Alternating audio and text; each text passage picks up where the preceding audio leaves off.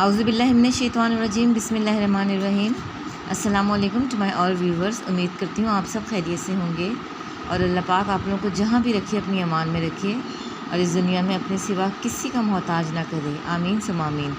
آج جو ہم مضمون نویسی کریں گے اس کا ٹاپک ہے عیادت مریض، یعنی مریض کی عیادت کرنا، کہ کوئی بیمار ہے اگر کسی مرض میں تو اس کی عیادت کے لیے جانا چاہیے، اس کے لیے کیا کیا کرنا چاہیے، یہ ہم اس مضمون میں پڑھیں گے۔ چلیے بسم اللہ کرتے ہیں۔ صحت اور بیماری ساتھ ساتھ ہیں، جہاں صحت میسر آتی ہے وہاں بیماری بھی سابقہ پڑتا ہے۔ مریض کی عیادت ضرور کیجیے۔ عیادت اجتماعی زندگی کی ایک ضرورت ہی نہیں بلکہ یہ ایک مسلمان پر دوسرے مسلمان بھائی کا حق ہے اور اللہ سے محبت کا ایک لازمی تقاضا ہے۔ اللہ سے تعلق رکھنے والے اللہ کے بندوں سے بے تعلق نہیں ہو سکتا۔ مریض کی غمخواری، درد مندی اور تعاون سے غفلت برتنا دراصل خدا سے غافل ہونا ہے۔ آج کل ہم اتنے بے حس ہو چکے ہیں کہ اگر ہمارے برابر والے کمرے میں بھی کوئی بیمار ہے، ہمارے گھر کا بھی بندہ، دور تو میں بہت پرانی بات کروں گی کہ ہم اس کی بھی عیادت پرسی کرنا جو ہے وہ اپنا فرض ہی نہیں سمجھتے۔ ہم یہ بھول ہی گئے ہیں کہ کسی کا حال احوال کرنا، اور خاص طور پر اگر وہ اللہ نہ کرے کسی مرض میں ہے، اس کی آرام کا خیال رکھیں، اس کی دوائی کا خیال رکھیں۔ چھوٹی چھوٹی چیزیں ہیں جو یہ اللہ تعالیٰ کو بہت پسند ہیں، مگر افسوس یہ ہے کہ آج کے معاشرے میں ہم یہ سب کچھ بھول چکے ہیں۔ قیامت کے روز اللہ تعالیٰ فرمائے گا، اے آدم کے بیٹے، میں بیمار پڑا، تو نے میری عیادت نہ کی۔ بندہ کہے گا، پروردگار تو ساری کائنات کا رب ہے، بھلا میں تیری عیادت کیسے کرتا؟ اللہ کہے گا، میرا فلاں بندہ بیمار تھا پر تو نے اس کی عیادت نہ کی، اگر تو اس کی عیادت کو جاتا تو مجھ کو وہاں پاتا۔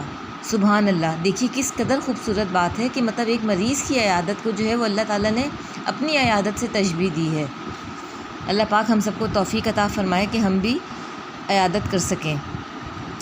مریض کی عیادت تندرستوں پر واجب ہے۔ جب آپ مریض کی عیادت کو جائیں تو مریض کے ساتھ ہمدردی کا اظہار کیجیے، تشفیع آمیز کلمات سے اس کے دل کو خوش کیجیے، اس کی طبیعت کا حال پوچھیے اور تسلی کی باتیں کرتے ہوئے یہ بھی کہیے کہ خدا نے چاہا تو آپ جلد صحت یاب ہو جائیں گے۔ دوا پیوا اور التزام کے ساتھ پیو، پرہیز کرو، جو غذا حکیم یا ڈاکٹر بتائے وہی ٹھیک ہے۔ مطلب یہ ایک طرح کی ایڈوائس ہے، اس کو تسلی دینے کے لیے یہ جملے آپ استعمال کر سکتے ہیں۔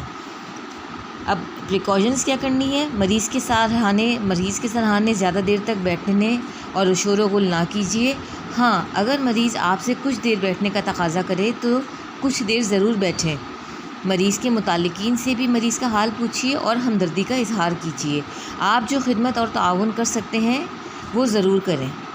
ہمارے یہاں ہوتا یہ ہے کہ عیادت کے لیے آتے ہیں مگر رات کا کھانا شانا کھا کر جانے کا انتظام پورا ہوتا ہے۔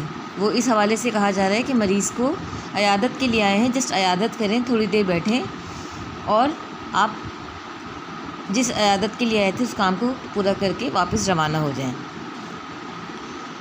غیر مسلم کی عیادت بھی کرنی چاہیے اور اسے بھی تسلی و تشفیع کی باتوں سے خوش کیجیے۔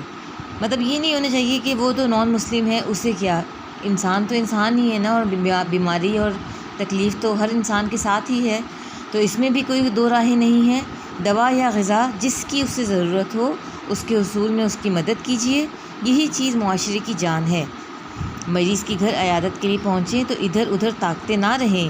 آپ کے بیٹھنے سے گھر کی خواتین کو تکلیف نہ ہو کہ وہ بیچاری پردہ کرتی پھریں۔ بہرحال آپ کو چاہیے آپ بیمار کی عیادت ضرور کریں مگر اہل خانہ کو تکلیف نہ دیں، نہ اونچی آواز سے باتیں کریں۔ بیمار کے لیے اللہ تعالیٰ سے بھی دعا کریں۔ موسم کا میوہ بھی کبھی کبھی مریض کے لیے لے جایا کریں تاکہ وہ آپ کے خلوص کا متعارف ہونے کے ساتھ ساتھ آپ کے لیے بھی دعا کرے۔ اللہ پاک ہم سب کو ان سب باتوں پر عمل کرنے کی توفیق عطا فرمائے۔ انشاءاللہ تعالیٰ نیکسٹ ویڈیو میں ایک نئے ٹاپک کے ساتھ آئیں گے، تب تک کے لیے اللہ حافظ۔